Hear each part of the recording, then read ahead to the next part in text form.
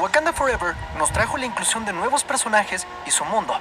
Pero antes de ser lo que fue, conoce qué iba a ser de esta película antes del fallecimiento de Chadwick Boseman y descubre los secretos de Namor y más personajes.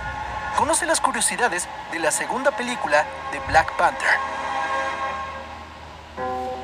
Wakanda Forever es una cinta dedicada a la memoria de Chadwick Boseman, quien falleció en 2020 tras una batalla contra el cáncer de colon.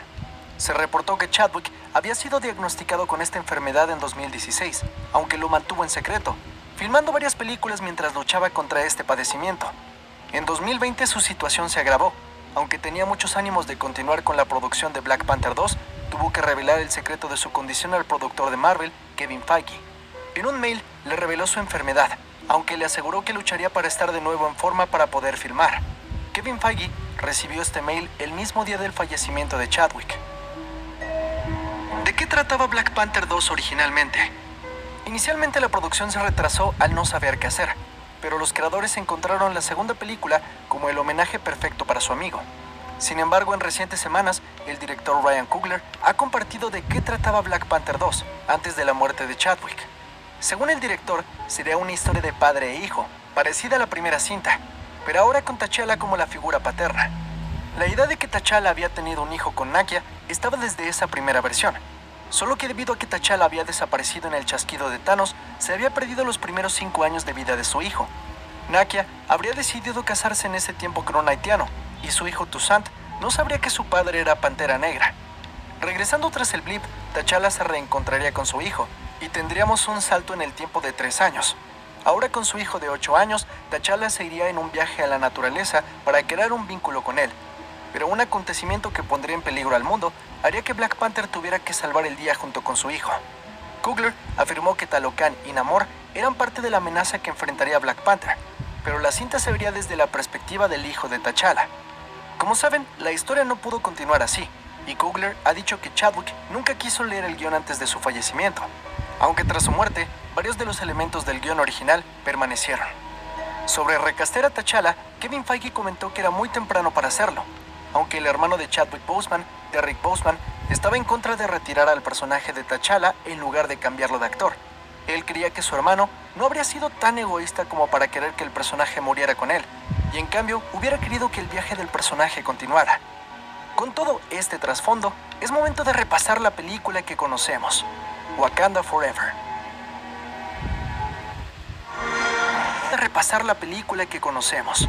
Wakanda Forever. Para justificar la partida de Chadwick, la historia comienza con una escena en la que Shuri trata de buscar una cura para la enfermedad de su hermano T'Challa. No se menciona la enfermedad tal cual, pero se intuye que la condición de T'Challa refleja lo que cruzó Chadwick en la vida real. Para esto, Shuri trata de replicar de manera sintética la planta en forma de corazón que salvó justamente a T'Challa en la primera cinta, cuando estaba malherido. En este punto de la historia, es imposible conseguir esta planta, ya que todas las muestras fueron destruidas por Killmonger anteriormente. Durante esta secuencia, Shuri habla con su IA llamada Griot. Los Griotas, en África Occidental, son las personas encargadas de transmitir el legado de los antepasados, la historia y los valores de cada pueblo a través de poemas, canciones y música que han aprendido generación tras generación. Algo similar a la figura de los juglares en Europa. A pesar de los esfuerzos de Shuri, T'Challa fallece. Durante el funeral de nuestro héroe, observamos a un costado de su ataúd el arma y escudo que utilizó durante sus enfrentamientos mano a mano por el trono en la primera película. Durante la ceremonia, vemos un mural en honor a T'Challa, el cual posee un texto que al traducirlo dice: "El Rey Pantera vive en nosotros y descansa con los ancestros". Durante el funeral, podemos observar a los habitantes de Wakanda bailando frente a una puerta grande custodiada por 2 estatuas. Según la productora Hannah Bleacher, esta es la cabaña donde nació el primer Black Panther, Bashenga, y está basada en la cabaña donde nació el líder africano Nelson Mandela en Mbezo, Sudáfrica, en 1918. Nelson Mandela sirvió como fuente de inspiración para la construcción del personaje de T'Challa en el MCU. Además, la lengua sudafricana llamada Xhosa, la cual hablaba Nelson Mandela, es el mismo lenguaje que se utiliza en Wakanda. En el funeral, vemos que las personas usan colores blancos y no negros para el evento. Esto debido a que en Wakanda, la muerte se celebra como una transición a una nueva vida, y no como una pérdida. Al momento de llevarse el ataúd, dos naves aceleran y cruzan sus caminos, formando una cruz en el aire en representación al saludo Wakanda Forever. Al pasar al clásico logo de Marvel, visualizamos que solo hay imágenes de Black Panther de sus anteriores participaciones, así como algunos párrafos correspondientes al guión del personaje. Esta intro no tiene música de fondo y finaliza con un color púrpura en referencia a la flor en forma de corazón. Mientras Ramonda se encarga de los asuntos políticos de Wakanda, se revela que el país ha sufrido ataques terroristas. Al ver cómo fue el ataque, se nos presenta el personaje de Aneka, quien proviene de las historietas. Ella, como en los cómics, es pareja de Eyo, personaje que ya habíamos visto en Black Panther 1 y Falcon and the Winter Soldier. Al final de la película se muestra un guiño sobre la relación de ambas. Aunque se pensó en mostrar un beso entre ellas, esto fue retirado, justamente porque varias películas de Disney y Marvel recientemente han sido baneadas en varios países como China, debido a tener escenas LGBT. A los pies de una posible guerra, el gobierno francés y estadounidense buscan hacerse de vibranium fuera de Wakanda, y en el océano Atlántico se dedican a rastrear dicho material en las profundidades del mar. Este grupo es guiado por la doctora Graham, quien es interpretada por Lake Bell, actriz que da voz a Natasha Romanoff en la serie What If. El grupo tiene un encuentro repentino con los talocanos, quienes utilizan un canto con el cual hipnotizan a las personas de la plataforma, haciendo que estos se arrojen al agua. Esto toma como inspiración a las sirenas de la mitología griega, quienes de manera similar encantaban a los marinos para que estos se estrellasen con riscos y se hundieran. ¿Sabías que con Amazon Hablando de los talocanos, estos son la contraparte cinematográfica de los atlantes en los cómics, pero probablemente cambiaron su origen y nombre para evitar comparaciones con Aquaman y Atlantis de DC Comics. A esto hay que añadir que Wakanda Forever hizo menos dinero en taquilla que Aquaman, quien logró reunir $1,000 millones en taquilla, mientras Wakanda Forever 800 millones. En este grupo de talocanos destaca Atuma, un personaje que en los cómics debutó en Fantastic Four número 33, aunque en las historietas este era un rival de Namor que buscaba constantemente hacerse del trono de Atlantis, ya que este cree que así cumplirá una profecía. En la cinta es interpretado por el venezolano Alex Livinali. Durante esta secuencia también vemos a Namora, quien hizo su primera aparición en las viñetas en el número 82 de Marvel Mystery Comics. Namora, cuyo nombre real es Aquaria Neptunia, es la hija de un hombre atlante y una mujer humana, y esta busca vengarse de la muerte de su madre, que fue asesinada por buscadores de tesoros. En la película ella es interpretada por la actriz mexicana Mabel Cadena. Muchas de las secuencias de los talocanos fueron filmadas en grandes piscinas. Mabel Cadena fue capaz de resistir hasta 6 minutos y medio aguantando la respiración debajo del agua. Esto lo tomó como un reto, pues su coach le dijo que Kate Winslet en la cinta de Avatar 2 había aguantado 7 minutos y medio bajo el agua. Mabel no logró superar a Kate, pero sin duda fue sorprendente el tiempo que aguantó bajo el agua. Por cierto, justo la secuencia donde vemos por primera vez a los talocanos termina con un primer vistazo a Namor, aunque solo vemos su silueta en el aire. Tenoch Huerta, que interpreta a Namor, ha admitido que no sabía nadar al momento de hacer el casting para este papel. Tras ser elegido, como obvio esto era algo necesario, Tenoch se metió a clases de natación. Otros actores fueron considerados durante varios años para interpretar a Namor. Entre ellos están Michael Phelps, Daniel Day Kim, Brian T., Dwayne Johnson, Henry Golding y David Boreanaz. Antes de ser elegido como Shang-Chi, Simu Liu comentó en una sesión de preguntas y respuestas de 2018 que estaba interesado en interpretar a Sunfire o a Namor. Después del ataque de los talocanos, vemos un noticiero. Como ya es costumbre, podemos alcanzar a leer algunos encabezados que narran un poco de lo que pasa en el mundo de Marvel. En este caso se lee que Scott Lang tiene un tour por su libro autobiográfico llamado Look Out for the Little Guy, que como ya hemos visto en los trailers de Ant-Man Quantumania, este se ha dejado llevar por la fama, y esto desemboca en parte de la trama que nos espera en esa película. Mientras tanto, Shuri está en su laboratorio, y la reina Ramonda llega a hablar con ella.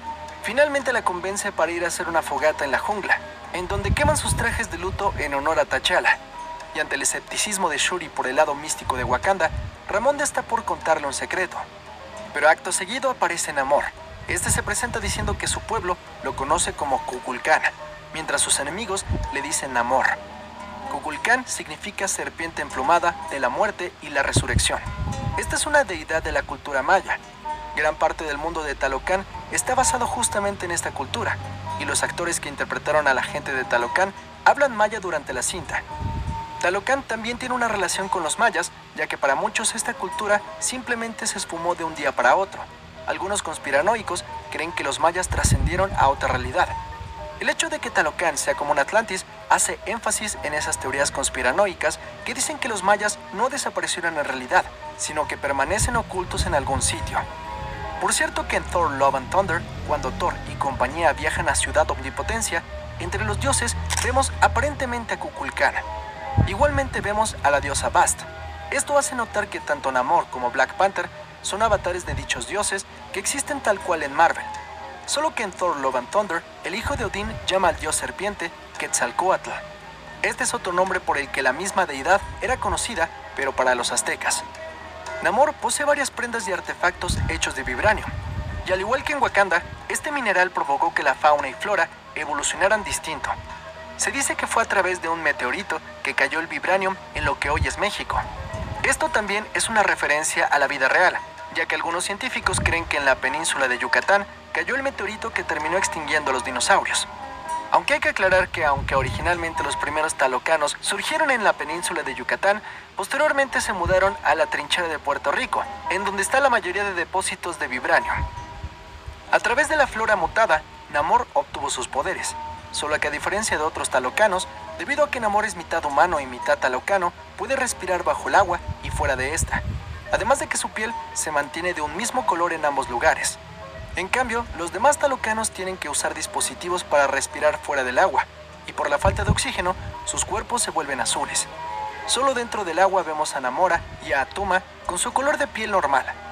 Después de este encuentro, Ramonda reúne a los líderes de las diferentes tribus de Wakanda para decidir qué hacer. Ahí vemos a un Baku y podemos notar que está comiendo una zanahoria.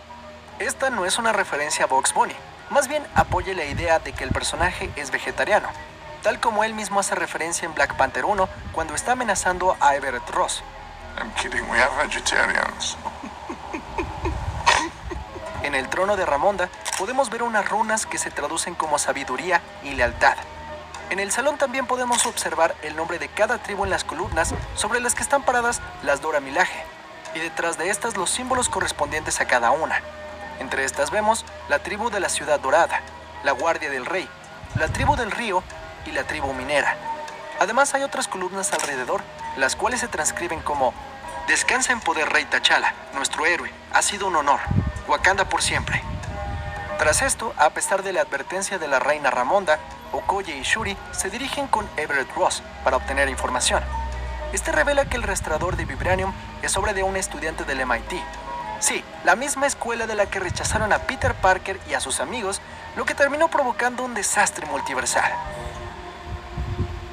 Despierta, come bien,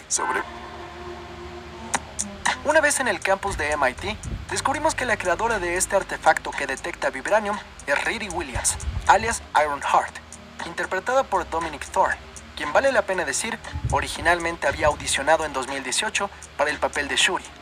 En los cómics, Riri Williams es una joven prodigio que igualmente estudia en MIT y que es gran admiradora de Tony Stark, por lo cual decide construir un traje inspirado en su héroe favorito, logrando llamar la atención de este, que con el tiempo la apoyaría hasta convertirse en Ironheart, nombre que utiliza en honor a su padrastro y su mejor amiga, quienes fallecieron en un tiroteo.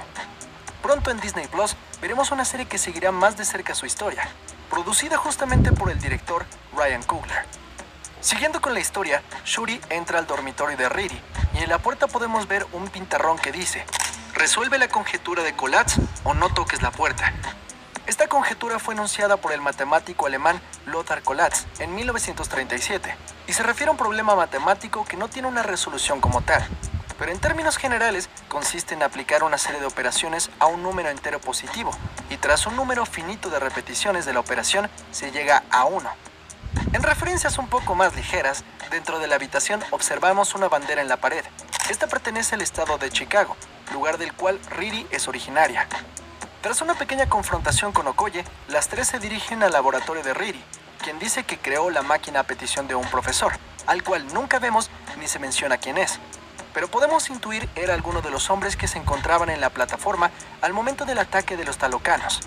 Pero si eso no te satisface, hay una teoría muy jugosa que dice que este misterioso profesor sería Doctor Doom, ya que en el evento de Doom War, este roba el vibranium de Wakanda. Aunque claro, esta es solo una teoría, aunque algo similar pasó que nos anunció la llegada de Namor. En Avengers Endgame, durante el blip, Okoye menciona a Natasha que hubo un maremoto en las profundidades del mar. En ese momento lo desestiman, pero se ha confirmado que este era un guiño a la existencia de Namor y los Talocanos. Así que nunca digas nunca a una teoría forzada en Marvel. Y les tengo un dato más. Desde Iron Man 2 ya se nos anunciaba la llegada de Namor y compañía, ya que en un mapa de S.H.I.E.L.D. se puede ver un punto de interés justamente en el Océano Atlántico, más o menos donde ocurren los eventos de esta película. En el laboratorio observamos que Riri tiene en su posesión distintos planos de Stark Industries, los cuales no sabemos cómo consiguió. Probablemente los robó o quizá Riri formaba parte del programa de becas que Stark promueve durante Civil War. Acto seguido el FBI llega al garaje de Riri para detenerlas, motivo por el cual huyen por separado. Okoye en un auto, Shuri en su moto y Riri en el exoesqueleto que construyó inspirándose en Iron Man, al cual llama Mark I. Este traje es un poco más casero por obvias razones, pero por un momento vemos imágenes de Riri muy similares a escenas de Tony Stark en Iron Man 1. Incluso cuando enciende el prototipo, se escucha el efecto de sonido que hacían los repulsores de Iron Man al momento de disparar. Un detalle más es que su reactor ARC tiene la forma de un corazón, haciendo alusión a su nombre, Ironheart. Cuando parecía que habían escapado, las chicas son interceptadas por Atuma, Namora y algunos talocanos que salen del agua, derribando a Okoye y llevándose a Riri y a Shuri. Según palabras de Alex Livinali, quien interpreta a Atuma, esta fue la escena que más tiempo tardaron en rodar, tomándose un tiempo de aproximadamente 4 meses. Esto probablemente por la acción y efectos visuales que conllevó la secuencia. Al día siguiente, Ross analiza la escena y hace aparición Valentina Alegre de Fontaine, quien es directora de la CIA, y a quien vimos en la película de Black Widow y en Falcon and the Winter Soldier. Supuestamente en el guión original, Valentina Alegra sería más importante durante la cinta. Y no es para menos, pues vemos que Valentina tiene malévolas intenciones para posicionar a Estados Unidos sobre todas las naciones a costa de cualquier medio. Esto la llevará eventualmente a formar a los Thunderbolts, un grupo de antihéroes al servicio del gobierno. En esta película nos enteramos que dentro del UCM, ella es ex esposa de Everett Ross. Esto es una referencia a los cómics, donde Valentina mucho tiempo sirvió en S.H.I.E.L.D. junto a Nick Fury, con el cual tuvo un romance. En los cómics Valentina se revelaría como una infiltrada de Hydra. Probablemente veamos algo de eso en las siguientes películas. De regreso a Wakanda, en una intensa secuencia, Ramonda le retira el cargo de general de las Dora Milaje a Okoye, esto tras perder a Shuri. En la escena detrás de Okoye podemos ver una puerta con una inscripción que dice: en la tierra sagrada encontraremos la sabiduría de nuestros ancestros. Posteriormente Ramonda menciona que el esposo de Okoye, Wakabi, está en prisión. Esto por los acontecimientos de Black Panther 1, en donde traicionó a su reino. Aunque esto en realidad se debe a que Daniel Kaluuya, quien interpreta a Wakabi, no pudo aparecer en el filme debido a problemas de agenda, ya que se encontraba grabando la película de Nope. Gracias a las perlas de Kimoyo, Ramonda puede ubicar que Shuri está en la península de Yucatán, pero para rescatarla pide la ayuda de Nakia, quien en ese momento es directora de un orfanato en Haití. Ahí, un niño recibe a Ramonda, niño que más tarde en la escena postcréditos nos enteramos que se trata del hijo de T'Challa. Al mismo tiempo, Riri y Shuri se encuentran prisioneros dentro de un cenote iluminado por gusanos luminosos, una especie real que se encuentra generalmente en las cuevas de Waitomo, en Nueva Zelanda.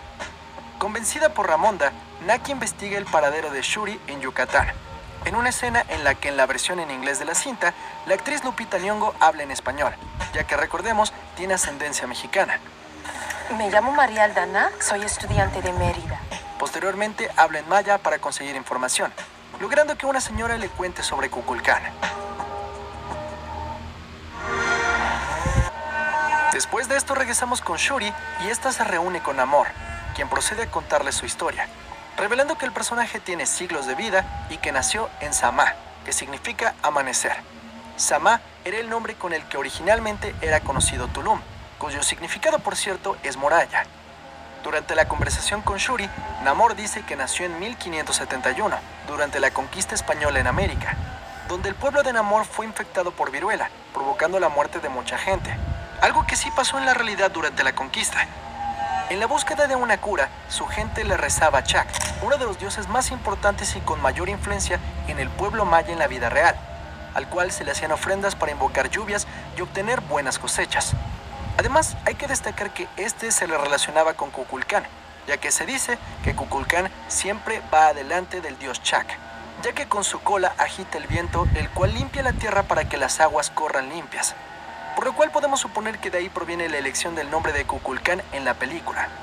En la cinta, Chak le dio una visión al chamán del pueblo, guiándolo a una planta que crecía bajo el agua, creando con este una cura para la gente. Como dije, algo similar a lo que sucedió en Wakanda con la diosa Bast.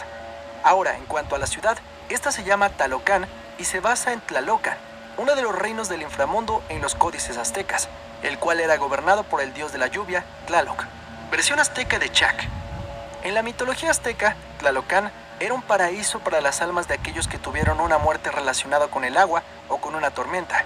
Esto tiene cierta conexión con el momento en que la gente comió la planta y perdió la habilidad de respirar en tierra, pudiendo hacerlo solo bajo el agua. Además de que Talocan es un reino profundo, que hace alusión a un inframundo. Cabe aclarar que en la mitología azteca no estaba relacionado el inframundo con el infierno, sino más bien se tenía la idea de que existían mundos debajo del nuestro. En la cultura maya, debido a que existen cenotes, la idea de inframundo también da la idea de que cualquier cuerpo de agua bajo la tierra es un inframundo. Namor revela que él fue el primer humano en nacer bajo el agua, que además, debido a las propiedades de la planta que consumió su madre, este nació con genes mutantes. En los cómics, Namor tiene el título de Marvel's First Mutant. Esto le permitió tener la habilidad única de respirar dentro y fuera del agua. También le dio la mutación de un par de alas en los pies que le permiten volar, además de poseer superfuerza, velocidad y un periodo de vida mucho más largo que los demás. Con su propia explicación, esto también nos dio otra confirmación de la existencia de los mutantes en el UCM. Pero aún conociendo su origen en la película, vale la pena revisar un poco de su origen en los cómics. Namor, de Submariner, fue el primer superhéroe de Marvel junto con el Ángel y la Antorcha Humana original. El escritor Bill Everett, quien más tarde también sería co-creador de Daredevil, era fanático de todo lo relacionado con la náutica y el mar, y creó a Namor como el opuesto de la Antorcha Humana. El poema de 1798 de Samuel Taylor Coleridge, The Rime of the Ancient Mariner, influyó en el personaje, y el nombre Namor se concibió escribiendo Román al revés. En la película se dice que es por la falta de amor que Namor termina obteniendo su nombre. Ahora, retomemos a los talocanos. Como dije anteriormente, estos son la contraparte de los atlantes. En los cómics, también conocidos como Homo Mermanos, provienen de la Atlántida, un continente que se hundió debido a un gran cataclismo y miles de años después, un grupo de estos hizo de las ruinas en la Atlántida su hogar y pasó a desarrollar una sociedad. Estos seres tienen la capacidad de vivir fuera del agua un máximo de 10 minutos sin ningún tipo de artefacto, además de poseer una superfuerza con la que pueden levantar hasta 4 toneladas. Esto sin mencionar sus capacidades sobrehumanas debajo del agua y resistencia a la radiación.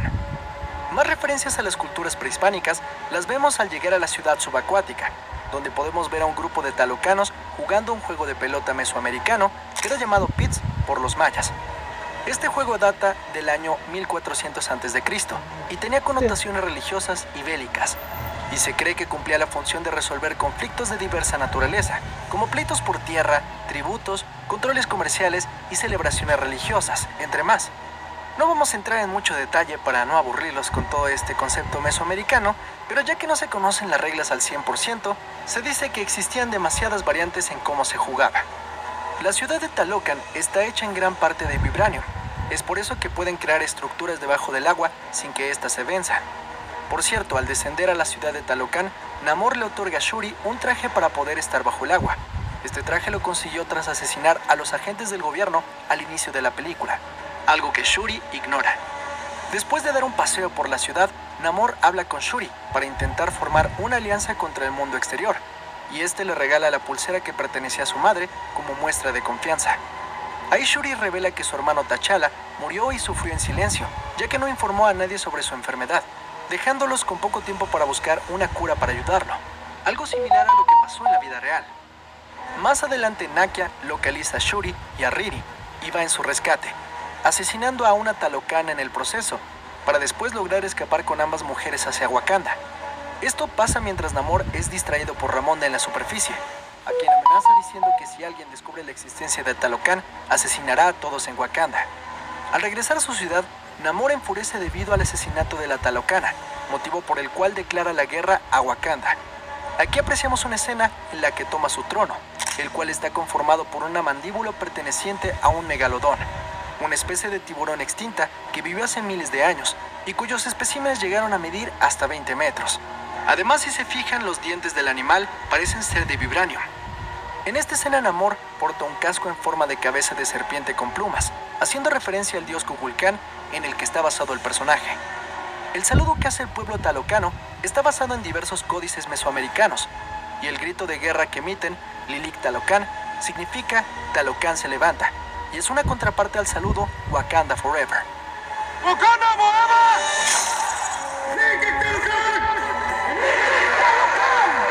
El saludo fue idea de los mexicanos que participaron en la cinta, y esto agradó inmediatamente a Ryan Coogler, quien lo incorporó en la película.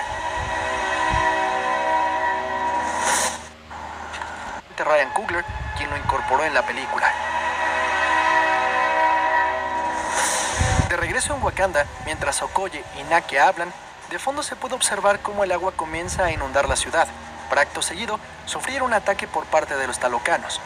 Un par de detalles que me gustaría destacar aquí es que al momento de ayudar a los ciudadanos, vemos un vagón de transporte rescatado por Shuri. Este vehículo ya lo habíamos podido observar en la primera película, además de que al momento de derribar las naves de Wakanda, estas no explotan. Esto debido a que están hechas a base de vibranium y no necesitan algún combustible o material flamable para su función. Siguiendo con la secuencia, Namor hace una demostración de sus poderes y lo que es capaz de hacer al derribar sin dificultad múltiples vehículos que lo atacaban. Y cabe resaltar que según las palabras de Ryan Coogler, esta versión del antihéroe está a la par de Thor o Hulk. Y esto no es algo descabellado, ya que si nos guiamos por la mitología que rodea al personaje, este básicamente es la encarnación de una deidad. Aunque en los cómics, Namor nunca ha sido tan fuerte. Como he dicho en otros videos, el conflicto entre Wakanda y Namor está inspirado en los cómics, específicamente en el evento de 2012 Avengers vs. X-Men, y en el cómic de Infinity. Ahí Namor fue avatar de la Fuerza Fénix, utilizando este poder para hundir el reino de Wakanda. Este acto de guerra abriría una brecha no solo entre Black Panther y Namor, sino también entre T'Challa y Storm, quienes se divorciarían por la enemistad que había entre Vengadores y mutantes. Todo empeora con la llegada de Thanos a la Tierra, quien aniquila Wakanda. Pero si quieres saber más sobre esta historia, puedes ver mi video narrando Avengers vs. X-Men, así como Infinity, en donde puedes ver más a profundidad del conflicto. Claro, puedes verlo al terminar este video.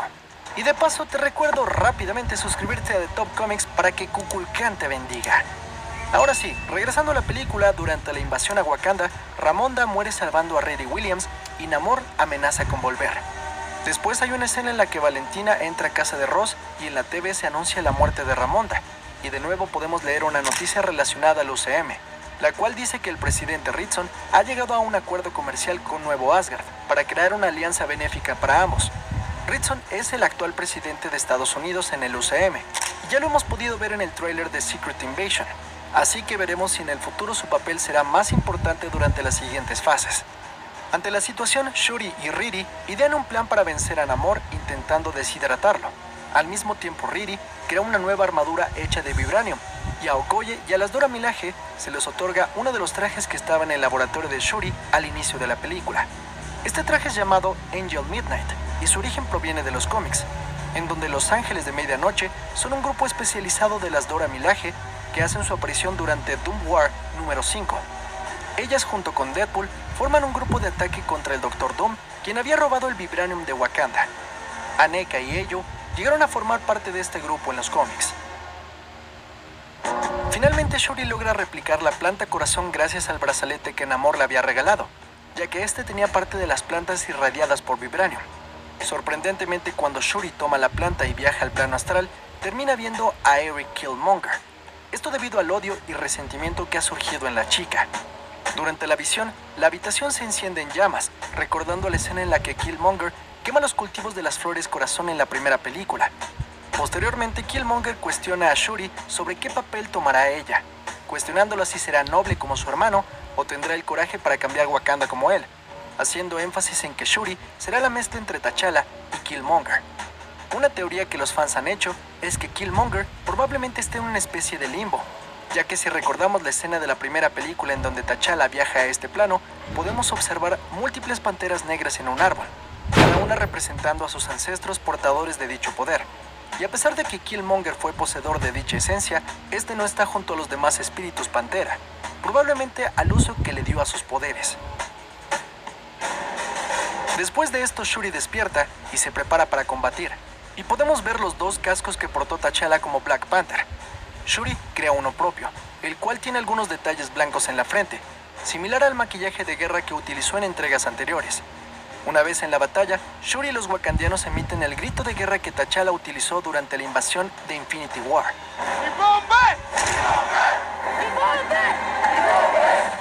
M'Baku posee una nueva arma, la cual tiene la cara de un chimpancé. Esto en honor a Hanuman, quien es la deidad de la tribu Yabari. La batalla estalla y Shuri y Namor comienzan a pelear, llevando su enfrentamiento hasta una playa desértica, en donde ambos se hieren al borde de la muerte. Aquí escuchamos a Namor decir su mítica frase Imperio Rex, pero en maya. La frase Imperio Rex se traduce del latín como Rey del Imperio, lo cual tiene sentido en los cómics debido al origen de Namor, ya que como dije anteriormente su nombre viene de román, aunque nunca se ha aclarado totalmente el significado de la frase, ya que también podría significar Viva el Rey. Shuri logra derribar a Namor con una explosión, teniendo al antagonista contra el suelo y a punto de acabar con él. Pero antes de matarlo, Shuri escucha a su madre que le dice, demuestra quién eres. Esta fue la misma frase que le dijo a T'Challa cuando enfrentaba a M'Baku por la posesión del trono en la primera cinta. De la misma manera, Namor es capaz de ver a su madre en otro plano, tendiéndole la mano. Al mismo tiempo, Shuri comienza a tener recuerdos de todo lo que pasó a lo largo de la película, esto en reversa. Se podría decir que es un intento de mostrar cómo puede volver a ser la persona que era antes y sanar las heridas que ha causado todo el conflicto. Tras esto, Shuri perdona la vida a Namor y hace que éste se rinda, no sin antes prometer que Wakanda protegerá a Talocan de la superficie, para que finalmente ambos se retiren con sus respectivos pueblos que seguían batallando. Tras regresar a su hogar, Shuri siembra varias flores en forma de corazón en la tumba de su hermano, y Riri se va a casa, pero dejando atrás la armadura que había construido. Esto debido a que estaba hecha de vibranium y tenía tecnología de Wakanda, por lo que si esta caía en manos de algún gobierno exterior, podía ser un peligro. Sin embargo, Riri Williams no se detendrá por esto, y va a crear una nueva armadura por sus propios medios.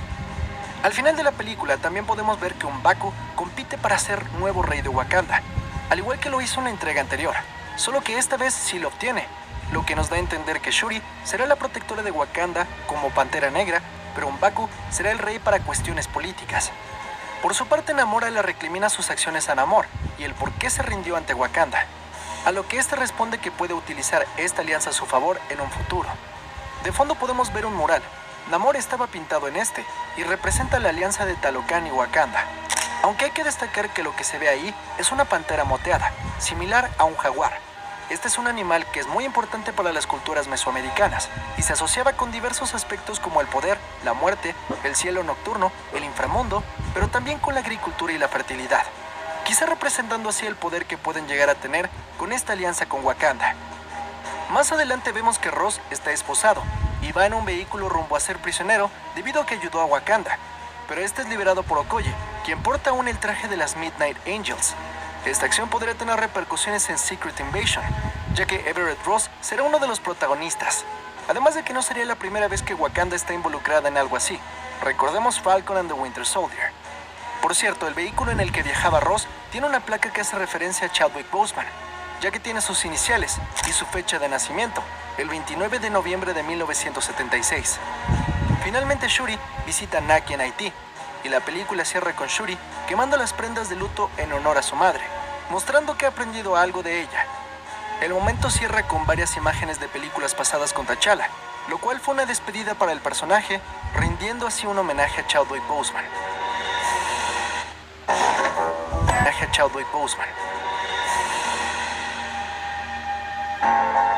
Algo que vale destacar de la escena postcréditos es que el secreto que la madre no le había dicho a Shuri es que T'Challa y Nakia tuvieron un hijo. Cuando Shuri va a visitar a Nakia, se puede notar que el número del lugar en el que ésta vive es 1804. Este es el año en que Haití tuvo su independencia de Francia, movimiento que fue liderado por Toussaint Louverture. Toussaint es el nombre con el que Nakia presenta al niño que la acompaña, aunque posteriormente revela que su nombre real es T'Challa, hijo del rey T'Challa. Como dije en mi video de explicación de la escena postcréditos de Wakanda Forever, en los cómics T'Challa sí ha tenido hijos en universos alternos, destacando entre ellos a Azari T'Challa, hijo que concibió con Storm, el cual posee habilidades de ambos personajes, y vive en un futuro postapocalíptico donde los Avengers fueron asesinados. Este forma parte del grupo conocido como los Next Avengers. Aunque hay que aclarar que tal cual la versión que vemos en la cinta, no sabemos a qué personaje referenciaría de los cómics, si es que lo hace. Pero en fin, pueden ver un video totalmente dedicado a la escena postcréditos con mucho más explicaciones. Con una duración de 2 horas y 41 minutos, esta será la segunda película más larga del MCU detrás de Avengers Endgame, que tiene una duración de 2 horas y 1 minutos. Es la película del MCU en solitario más larga, destronando a Eternals. Y bien, estas fueron algunas de las curiosidades interesantes de Wakanda Forever.